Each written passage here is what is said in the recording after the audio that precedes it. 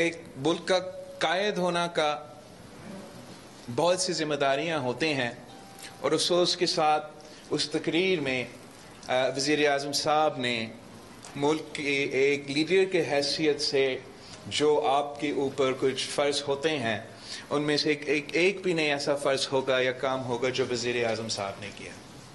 دیکھیے، سیاست تو چلتا رہتا ہے، اس پہ ہم آ جائیں گے۔ اس وقت پاکستان کے حالات کیا ہیں؟ پاکستان میں ایک معاشی بحران ہے جو دن بدن بدتر ہوتا جا رہا ہے۔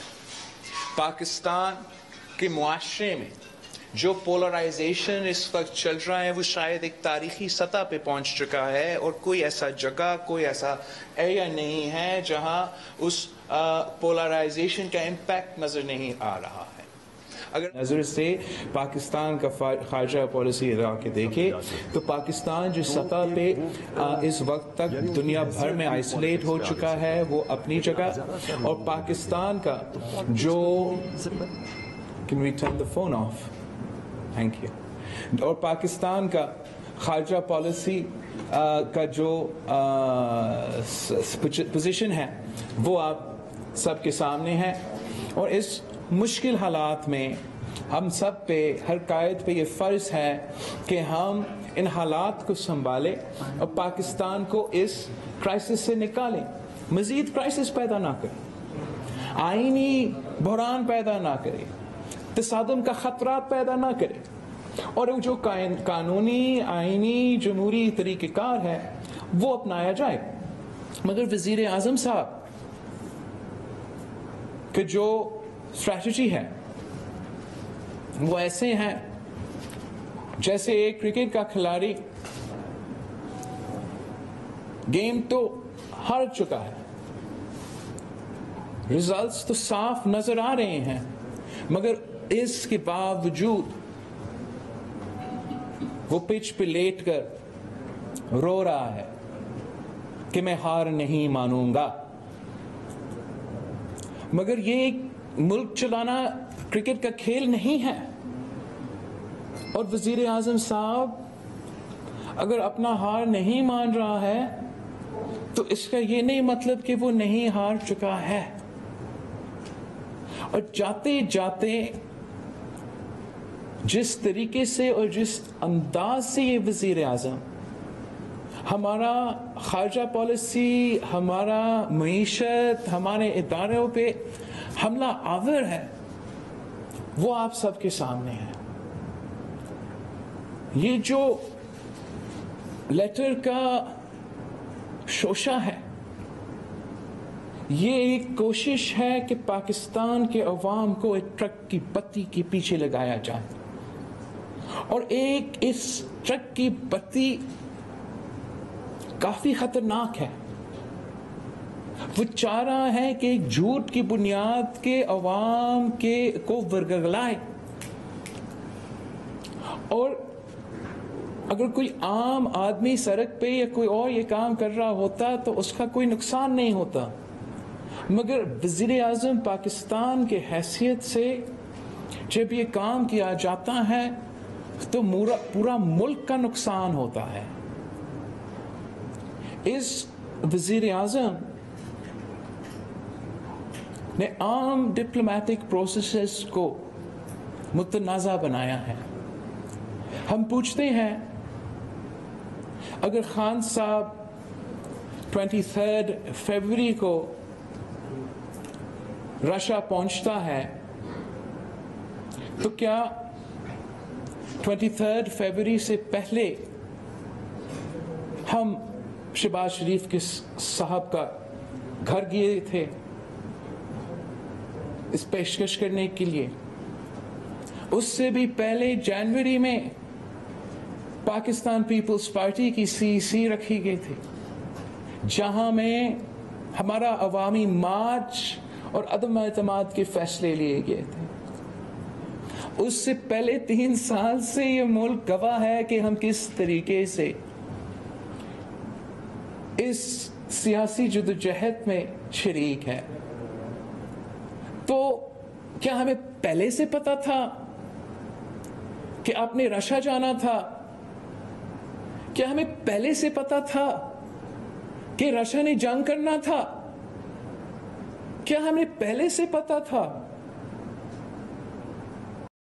کہ یہ عالمی سازش بن رہا تھا؟ میں ہمیشہ کہتا ہوں خان صاحب کو، اس لیے اس کو جھوٹ کہنا کا بہت عادت ہے، کہ اگر جھوٹ کہنا ہے تو اتنا ہی جھوٹ بولو جو لوگ سچ مان سکتے ہیں. اس کا یہ جھوٹ کا کوئی پیر نہیں ہے.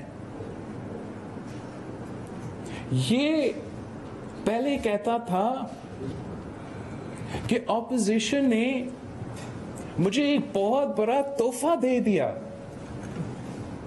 کہ ہم عدم اعتماد لے کر آ رہے ہیں، اور پھر اچانک کہنا شروع کر دیا کہ یہ عالمی سازش ہے.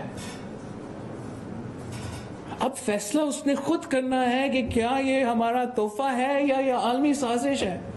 حقائق یہ ہے کہ یہ ایک سیاسی قدم کے نتیجے میں ہم اس عدم اعتماد کے نتیجے پہ پہنچے ہیں. ہمارا کہنا یہ ہے کہ یہ تاریخ میں پہلی بار ہو رہا ہے، اور اس لیے کہ تاریخ کے پہلی بار ہو رہا ہے، ہم سب کو نہ صرف اس کو ویلکم کرنا چاہیے، ہمیں انشور کرنا چاہیے کہ ہمارا عدم اعتماد ایک پرامن اور مناسب طریقہ سے ہو جائے. اس لیے پاکستان کی تاریخ میں جتنے بھی طریقے اپنائے گئے ہیں پاکستان کے وزیر اعظم کو ہٹانا، وہ یا غیر قانونی یا غیر آئینی یا ایٹ لیسٹ غیر جمہوری طریقے رہے ہیں. اور یہ واحد جمہوری آئینی پارلیمانی طریقہ کار ہے. یہ واحد پارلیمانی آئینی طریقہ کار کو متنازع نہ بنایا جائے، پاکستان کی قسمت کے ساتھ نہ کھیلا جائے. اور وزیر اعظم صاحب کوئی سیف ایگزٹ ڈھونڈنے کے بجائے، بیک ڈور ایگزٹ ڈھونڈنے کے بجائے، اگر میں نہیں کھیلوں گا تو کسی اور کو نہیں کھیلنے دوں گا کا دھمکیاں دینے کے بجائے ایک آنریبل طریقے سے اس پروسیس کا مقابلہ کرے. آپ کے جھوٹ کے جواب ہم ہر دن دے سکتے ہیں. اس پروسیس کے ہم عزت کرتے ہیں، اس لیے ہم جمہوری لوگ ہیں. آپ کا اور ہمارا اختلاف، اعتراض کس بات پہ ہے کہ آپ ایک سلیکشن کے نتیجے میں اس قوم پہ مسلط کیا گیا. اس سلیکشنز کی وجہ سے ملک کے سارے ادارے متنازع ہوئے، اور اس سلیکشنز کی وجہ سے جو معاشی اور خارجہ پالیسیز اپنائی گئیں وہ صرف اور صرف آپ کے تھے، پارلیمان کے کنسنسس کے بغیر تھے. اور یہی وجہ ہے کہ ہم آج اس کراس روڈز پہ کھڑے ہیں. جب ہمارا عدم اعتماد کامیاب ہو جاتا ہے، آپ سلیکٹڈ وزیر اعظم نہیں رہتے ہیں، تو میرا اور آپ کا جھگڑا ختم ہے. لیکن جب تک آپ ایک غیر جمہوری کردار اپنا رہے ہو تو پاکستان پیپلز پارٹی اور غیر جمہوری قوتوں کے خلاف جنگ تو رہے گا. میرا اپیل ہے اس ملک کے سارے سیاسی جماعتوں سے، اس ملک کے سارے اداروں سے، ہمارا اسپیکر صاحب سے، کہ اب وقت آ گیا ہے کہ سب ہوش کے ناخن لے. ہم سب کے لیے ایک موقع ہے، ملک کے لیے ایک موقع ہے کہ جمہوریت کا بحالی کی طرف ہم آگے بڑھ رہے ہیں. ہر کوئی سمجھتے ہیں کہ الیکشن ریفارمز کے بعد جلد از جلد الیکشنز ہونا چاہیے، اور اگر ہم وہ 2018 کا سلیکشن کا داغ دھونا چاہ رہے ہیں، اگر ہم پولیٹیکل سٹیبلٹی اور اکنامک سٹیبلٹی اور فارن پالیسی میں سسٹینیبلٹی لے آنا چاہتے ہیں، تو واحد طریقہ کار یہ ہے کہ عدم اعتماد ہو، الیکٹورل ریفارمز ہو، صاف و شفاف الیکشنز ہو، نیا مینڈیٹ کے ساتھ عوامی حکومت منتخب ہو، اور جو بھی مسائل کا سامنا کرنا پڑے گا وہ حکومت مینڈیٹ کے ساتھ ان مسائل کا حل کریں گے. اگر اس جمہوری طریقہ کار میں گڑبڑ ہوتا. اگر ہمارا آئینی جمہوری پروسیس میں اس وقت آئین کا خلاف ورزی یا قانون کا خلاف ورزی یا ایسا کوئی غیر جمہوری کام ہو جاتا ہے تو ایک خطرہ ہے کہ پاکستان کا اگلا 20 سال اسی طریقے سے متنازع طریقے سے گزریں گے. کوئی بھی یہ نہیں چاہتا ہے. اور صرف ایک خان کا، ایک عمران کا انا کی وجہ سے، رونا دھونا کی وجہ سے ہم پاکستان کی قسمت کو اس قسم کا خطرہ میں نہیں ڈال سکتے ہیں. ہم عمران خان کا ہر الزام، ہر جھوٹ، ہم امید رکھتے ہیں کہ کوئی غیر جمہوری قدم نہیں اپنایا جائے گا. سر آپ نے کہا 20 سال اسی طرح گزریں گے. آپ نے کہا تحریک عدم اعتماد میں اگر کوئی گڑبڑ ہوئی، آئین کے خلاف کی بات ہوئی تو 20 سال اس طرح گزریں گے. سر اس کو تھوڑا سا تشریح کر دیں. کیا مارشل آرٹ کی آپ بات کر رہے ہیں؟ نہیں، میں ایسے مارشل لاء کا خطرہ تو پاکستان کا تاریخ اپنی جگہ. جو میں کہنا چاہ رہا ہوں کہ پاکستان ایک کوگمائر میں ہم ابھی اس وقت پاکستان کی سیاست، پاکستان کے معاشرے، ہم اس پہ چیز میں پھنسے ہوئے ہیں. اور اس سے نکلنے کے لیے جو ایک موقع ہمارے سامنے ہے وہ یہ عدم اعتماد و جمہوری پروسیس ہے، جس سے جو کافی زیادہ مسائل 2018 کے سلیکشنز میں ہوئے تھے وہ پیدا ہوئے، وہ ایڈریس ہو سکتے ہیں. اور ہمارا ایسا جمہوری قانونی آئینی سسٹم ہو جو آگے جا کے صاف و شفاف الیکشنز کے نتیجے میں ایک ایسا مینڈیٹ والا حکومت لے کر آئے جو ہمیں ان مسائل سے نکال سکے. اگر خدا نخواستہ کسی بھی وجہ سے ہمارا پروسیس جمہوری طریقے سے، جو خان صاحب دھمکیاں دے رہے ہیں کہ وہ ہار نہیں مانیں گے، وہ یہ کرے گا، وہ ہر دن کوئی نیا دھمکی آتا ہے نا، یہ بچگانہ بات ہے. اگر خان صاحب ایک آنریبل آدمی ہوتا، وہ آنریبل انداز سے اپنا یہ ہار مان لیتا اور آگے بڑھتا. اور اب بھی اتنا ہی امکان ہے کہ وہ جتنا بھی چیخے اور جتنا بھی روئے ہم اسی طریقے سے نکلے.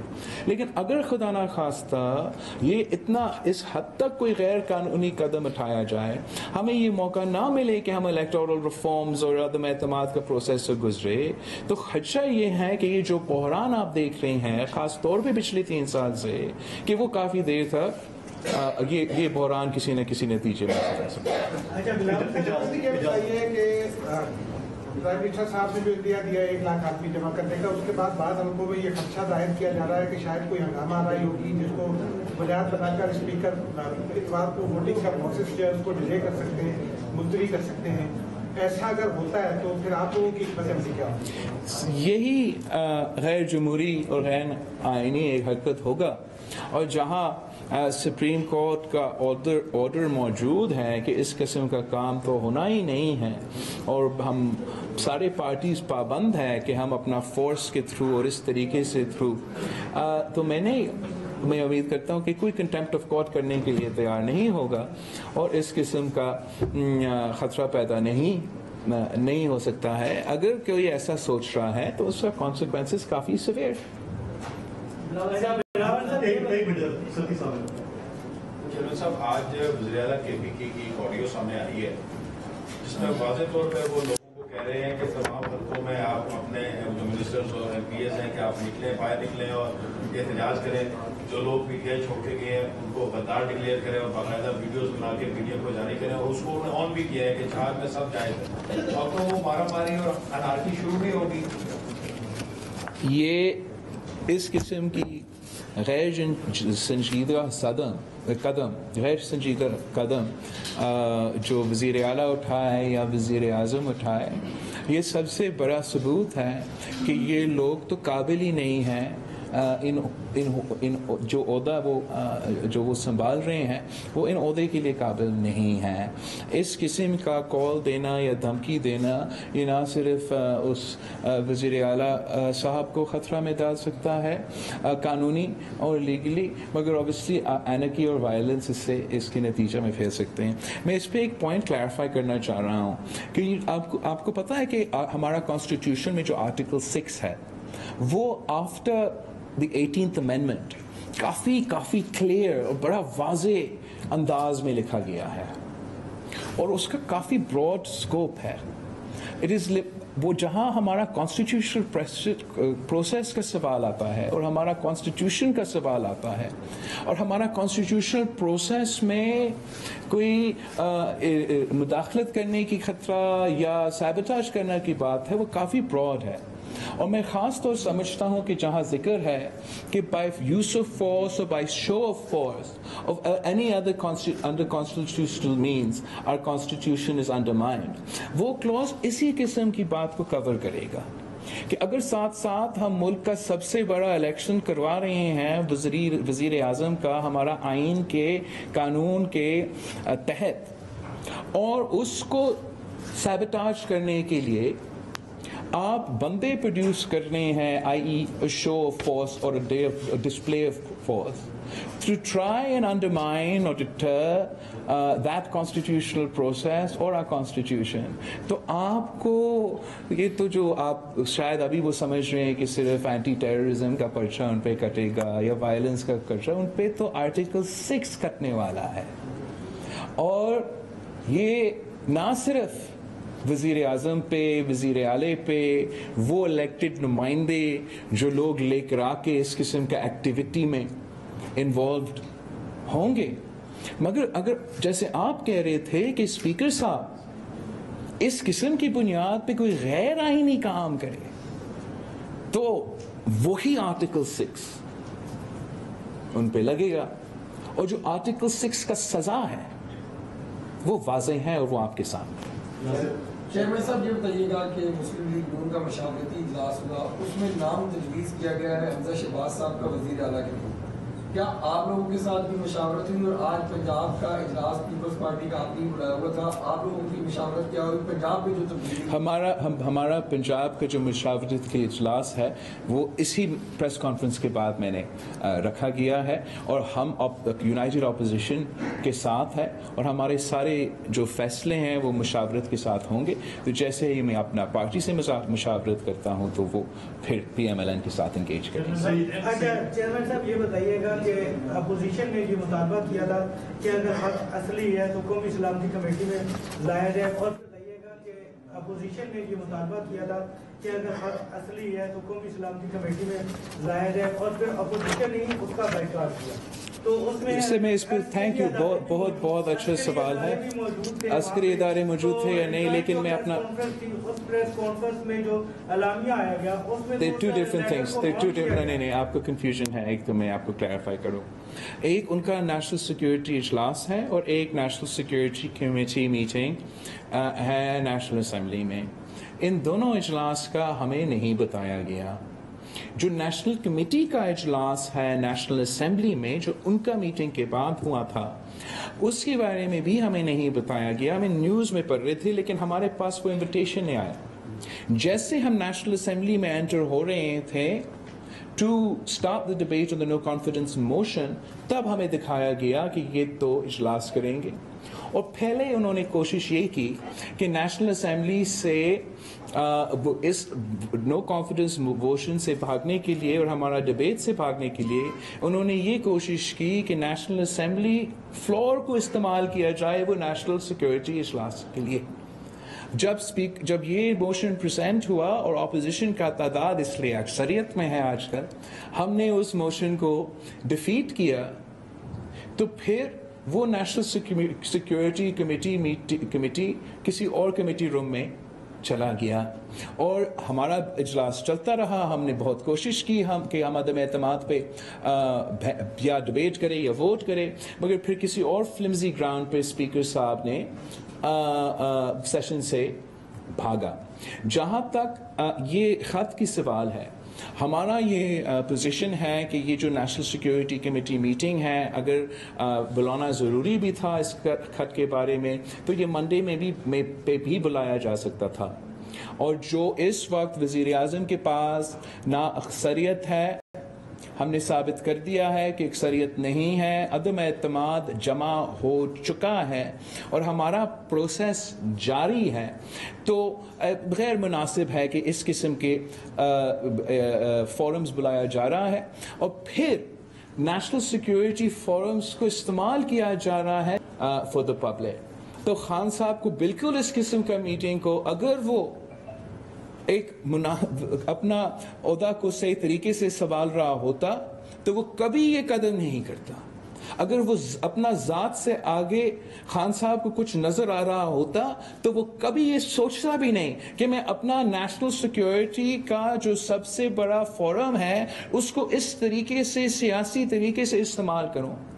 हम तो अगर जंग जाने की ज़रूरत है, अगर मुल्क का वाकई ही कोई नेशनल सिक्योरिटी क्राइसिस है, तो तब सिर्फ इस किस्म की मीटिंग्स को बुलाना जाना चाहिए और गैर मुतनाज़ा इसलिए रखना चाहिए ताकि तारीख के लिए, हमेशा के लिए ये गैर मुतनाज़ फोरम्स हो, जहां हम कंसेंसस के साथ इन फोरम्स के फैसले के साथ भी इंगेज किए जाते हैं और हम अपना सियासत से अलग रखें। मगर अफसोस की बात यह है कि अपने आप को बचाने के लिए इस शख्स ने उस फोरम को भी मुतनाज़ा बनाने की कोशिश की और वो हमारा खारजा पॉलिसी को, he is willing to set the foreign office up in flames. But जो भी हो, कोई बहाना मिले, कोई बयानिया मिले जिससे मैं एक थोड़ा सा सियासी शहीद लगे, इस पे हम खान साहब को कामयाब नहीं होने देंगे। इसने एक ऐसा फॉरेन पॉलिसी का फैसला लिया ही नहीं पिछले 3 साल में जिसका आप तारीफ कर सके। आप अगर खान साहब का भारत का फॉरेन पॉलिसी देखें तो पहले दिन से लेकर आज तक कंफ्यूज रहा है।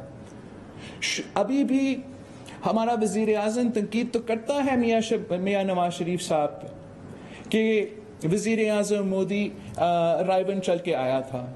एटलीस्ट मोदी तो चल के आया था नवाज शरीफ साहब के पास, उसके फौरन बाद इमरान खान ऑपोजिशन में होते हुए चल के गया था मोदी तक और वो मोदी का वाह वाह करता रहा।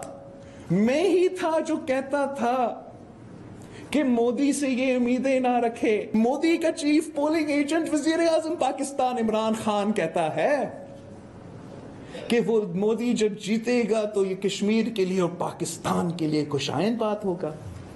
याद नहीं है? फिर जब कश्मीर पे तारीख के सबसे बड़ा हमला हुआ और पूरा कश्मीर, पूरा पाकिस्तान खान की तरफ उंगली उठाकर कह रहे थे कि कश्मीर पे सौदा नामंजूर, फिर वो शुरू हो गया कि मोदी तो बड़ा है और बुरा है और पता नहीं आरएसएस का क्या है और फिर उसका ख्याल आया और जब उसका कुर्सी खतरा में था फिर वो भारत की तरफ देख रहा है, मोदी की तरफ देख रहा है। अचानक उसको ये ख्याल आया कि मोदी का फॉरेन पॉलिसी जबरदस्त है। खान साहब का foreign policy has been totally confused. आप सीपैक को उठा के देखें। सीपैक एक ऐसा पॉलिसी है जो कि माजी के एक ऐसा हमारा एक सिचुएशन था कि जो भी हुकूमत आता था हम दूसरा का मंसूबा बंद होता था, लेकिन हमने एक अच्छा रवायत शुरू किया कि अगर पीपल्स पार्टी ने सीपैक शुरू किया तो मियां साहब की हुकूमत ने उसके आगे लेके चला। मगर खान साहब ने पहले अपना धरना में चाइना का सदर को नहीं आने दिया उसके धरना की वजह से। फिर जैसे ही उसकी हुकूमत आता है उसके 2 वजीर एक प्रोपेगेंडा कैंपेन शुरू करवाते हैं सीपैक के खिलाफ और वो करप्शन कह के सीपैक को मुतनाज़ा बनाने की कोशिश कर रहे हैं। उनके अपना पालतू नैब की वजह से सीपैक में जो बिजनेसमैन पहले इन्वेस्ट करते थे और जो चाइना के ए लेवल कंपनीज इन्वेस्ट करते थे, आज आपका CD लेवल कंपनीज इन्वेस्ट कर रहे हैं और सीपैक स्लो होता चला रहा है। इमरान ने बातें तो बड़े बड़े किए लेकिन काम कुछ नहीं किया है। इमरान ने अमेरिका के साथ दोस्ती और अच्छे ताल्लुकात रखने के लिए क्या कुछ नहीं किया। ट्रंप का तो मिनी ट्रंप बन गया, जाके वहां मजा लेता था, बहुत खुश होता था, इधर ट्रंप से एक हाथ मिला के वापस आता था कि मैंने फिर से कौम के लिए नया वर्ल्ड कप जीत लिया। ایک ورلڈ کپ تھا, دوسرا تھا اس کا ملنا ٹرمپ کے ساتھ. اور جب نیا صدر منتخب ہوا اور اس کو فون کال کر آنا ہی بند ہو گیا تو اس کو بڑا برا لگ گیا. برا سو لگا ہوگا آپ کو.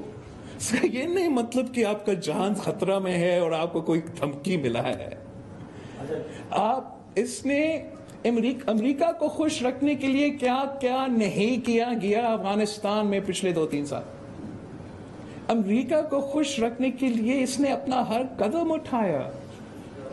اس نے وہ ابھی کہتا ہے میں کسی کے فون کال پہ دھمکی, مجھے یاد نہیں ہے کہ کس کا فون کال, لیکن اس نے کافی فورن ٹرپس آخری وقت پہ کینسل کیا ہے فون کالز کی وجہ سے. اس کا سب سے کمزور اور سب سے کمپرومائز فورن پالیسی اگر کسی کا دور میں رہا ہے وہ عمران صاحب کا دور میں رہا ہے.